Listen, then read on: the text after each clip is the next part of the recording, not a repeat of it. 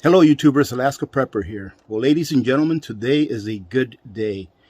I am headed over to the hospital here in about an hour or so when they start accepting visitors, because little Michael was born yesterday on the 1st of June in the evening.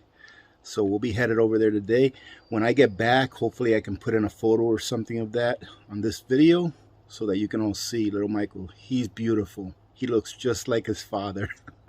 I couldn't believe when I saw the picture. I was like, oh my God, it looks just like Victor.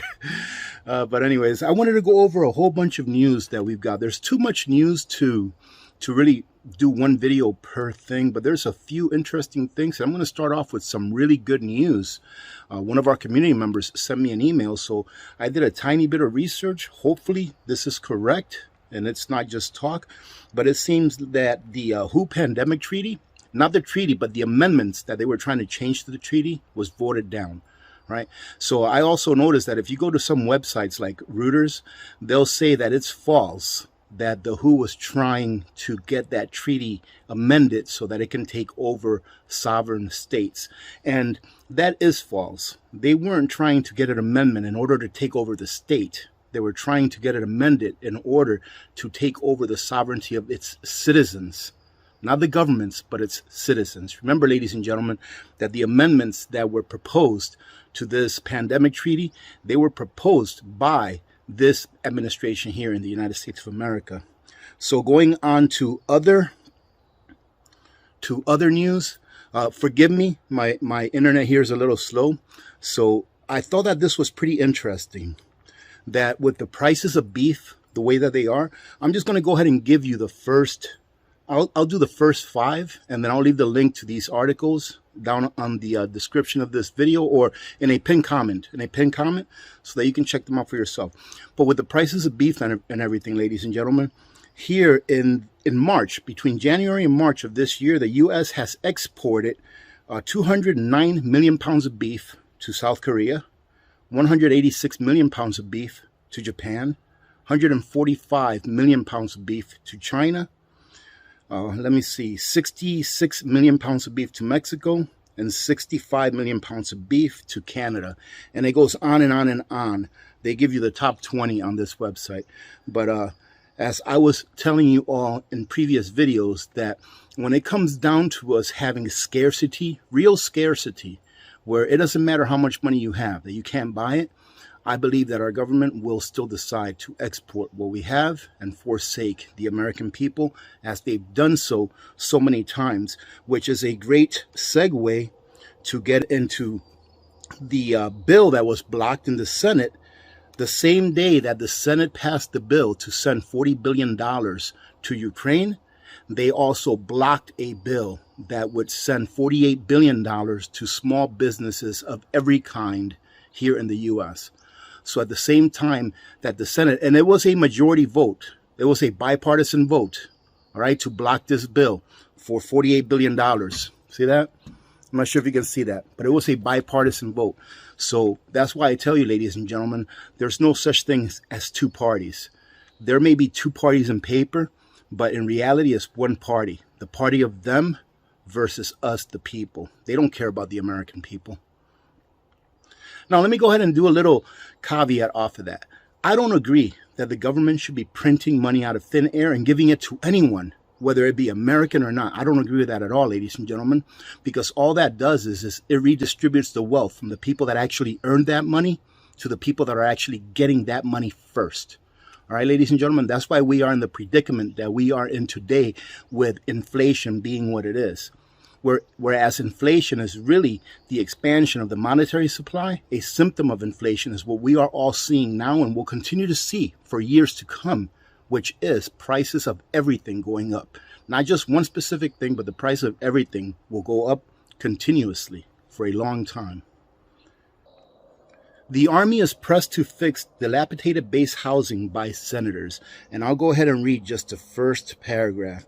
At the same time that we are not passing bills that will help the American people and passing bills for billions of dollars that will help other countries, here our own service members in the United States of America, and here specifically in the Army, are having to live in substandard conditions, ladies and gentlemen. And I'm just going to go ahead and give you a quick review or a quick recap of what's going on with AG, Ag News, for the last few days. Wetness continues to slow Ohio farmers. So we're still having a problem with wetness in Ohio. Michigan farmers dodge rain as field work progresses. So it looks like Michigan farmers are progressing. That's good. That's really good. Tennessee farmers have 60% of soybeans and 85% of cotton planted. I'm not sure if that's really good or bad, because I don't know how much they should have planted by this time next year. The 60% sounds a little bit low, and the 85% cotton, I guess, sounds all right. Then again, let me know in the comments, do we actually use cottonseed to make oil? You know, to make oil that we use? I think we do. Not 100% certain on that. More planting remains in South Dakota. Indiana farmers took advantage of early weak weather for field work, so they're having good weather in Indiana. And I'll tell you what, for those that haven't really planted all the corn yet, I can't imagine how they're going to be able to plant corn right now and it still be good. Because isn't it by like July 4th that corn should be like at the height of your head or something like that? And it's already the second day of June today. Rain improves drought in Nebraska as planting draws to a close. That is great. Wisconsin farmers are catching up on field work. That is great. It says here that despite a week of rainy weather, USDA says Kansas wheat continues to be hurt by drought. That's not great. I think that Kansas is one of the highest producing states of wheat in the country. So them having bad weather and still having bad droughts, even after it rains, that's really not great. Let's see, 86% of U.S. corn and 66% of soybeans planted. That's great, ladies and gentlemen. Let's wait until the harvest and see what kind of damage the weather has done to those. Remember, because of the dryness, a lot of the nutrients have been blown away, and also because of the lack of fertilizer, a lot of farmers are skimping on fertilizer. So we'll have to see what kind of a harvest we have. If we have a good plentiful harvest, trust me, ladies and gentlemen, this may be a prepping channel, but I pray that we do. I pray that we have a really good carryover into next year. All right. And I also pray that our government decides to keep the food that we need here for the American people here before they send it somewhere else. All right, ladies and gentlemen, I would like nothing more than to never, ever have to use my preps. Is anyone here upset that you've never had to use your car insurance because you've never gotten into an accident? Now, I have. I've had to use it, but I was very happy that I had it, right? But any one of you who's never been in a car accident but has been paying car insurance for years and years, are you upset that you've never had to use it? Same thing with preparedness, ladies and gentlemen. I wish that we never have to use our preps. But if you're doing it smartly, remember, you should be using your preps because you should be rotating them through your system, however you have it set up. Nebraska farmer says crop residue has slowed crop emergence. That's not good. Slow planting pace similar to 2019. So they're saying here that the planting pace for this year is a slow one, similar to the one that we had in 2019, which was a slow one as well. Also, make sure that you're in tomorrow's live stream because there's going to be a surprise for tomorrow's live stream. So hope to see you all there. Remember to be good to each other. When good people do good things happen. Remember to reach one, teach one, and repeat. If we all did this, the world would be a better place. And you know that it will be a better place. Many blessings to all of you and your families. I'm Alaska Prepper. I'm off to see Michael. I am out. God bless you all. Well, ladies and gentlemen, before we go to the hospital, I have to stop at Alaska Rare Coins. You know why? Because I have to go get Michael his very first American Eagle silver coin. All right, so let's go on in. Let's break the news to Jerry and Dick and get an American Silver Eagle for little Michael, his first one. Well, ladies and gentlemen, Jerry is the only one here today because guess what? Dick is goofing off again, taking a vacation or something. So let's see if Jerry's got any silver for us today. Hopefully he's got one. So Jerry, guess what? I am only here to buy one thing.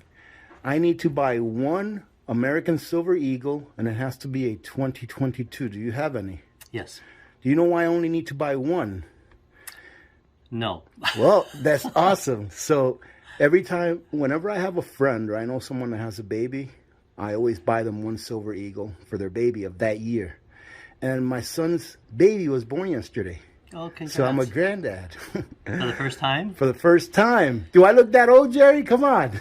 You look a lot grayer than you did last week. I know. Yeah. When I started my YouTube channel, I was a black beard, and now I'm a gray beard. So I just need one silver eagle, Jerry. Got it. All right, ladies and gentlemen, check this out. Jerry even found me a capsule to put it in it. So that is... Where's the date on? There you go. 2022. That's little Michael's first silver eagle. All right, now we're going to the hospital, ladies and gentlemen.